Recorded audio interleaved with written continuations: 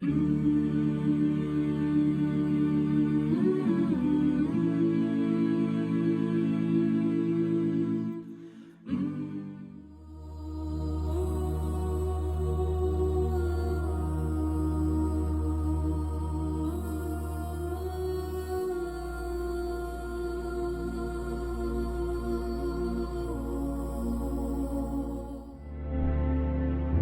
মূল মকসুদ থাকবে ব্যক্তির প্রশংসা, লোকে তাকে ইমানদার মনে করবে, লোকে তাকে পরহেজগার মনে করবে।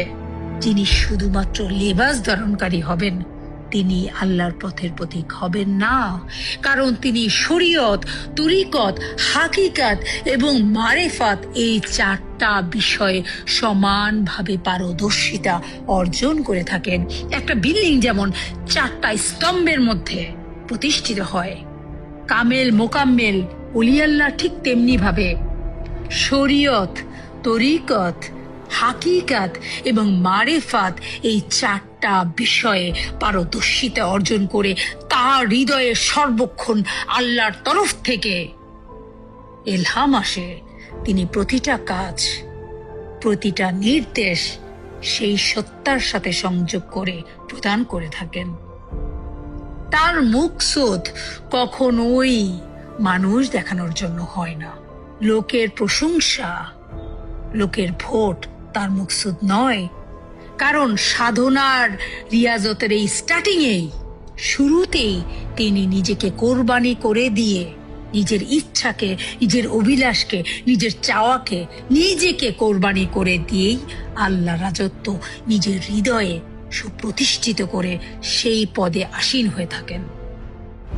তাই ওই সকল মহামানবগণের তত্ত্বভেদ না বুঝে কোনো প্রশ্ন করা, কোনো মন্তব্য করা চরমতম বোকামির শামিল। কারণ আল্লাহ পবিত্র কোরআনুল কারিমে বলেছে, ওলিয়া আল্লাহরা আমার মেহমান, তাদের সাথে আদবের সাথে যদি পেশ না করা হয়, আল্লাহ নিজে বলেছেন, আমি আল্লাহ যে আমার বন্ধুর সাথে যুদ্ধ ঘোষণা করে, আমি আল্লাহ তার সাথে যুদ্ধ ঘোষণা করি। আল্লাহ যদি বান্দার সাথে যুদ্ধ ঘোষণা করে, তার কোনো অস্তিত্ব টিকে থাকতে পারে? সুতরাং সাবধান হন। চামড়ার মুখ দিয়ে সবকিছু বলা যায় না, বলা উচিত নয়। চোখ দিয়ে সবকিছু দেখা উচিত নয়। কান দিয়ে পরের আলোচনা, সমালোচনা, লোকনিন্দা শোনা উচিত নয়। হাত এবং পায়ের যথাযথ ব্যবহার করুন, যেন মানব কল্যাণে তা ব্যবহৃত হয়। আল্লাহর কোনো সৃষ্টিকে যদি আপনি কষ্ট দেন, বিশ্বাস করেন আল্লাহ আপনার দুর্বলতা জানেন। কারণ তিনি আপনার ভেতরে থেকে আপনাকে দেখছেন। আপনার কোথায় দুর্বলতা তার কিন্তু জানার বাকি নেই। সাবধান হন। রাব্বুল আলামিন কিন্তু ন্যায় বিচারক। তিনি দয়াবান, তবে তিনি ন্যায় বিচারক। এই কথা ভুলে গেলে আমাদের চলবে না।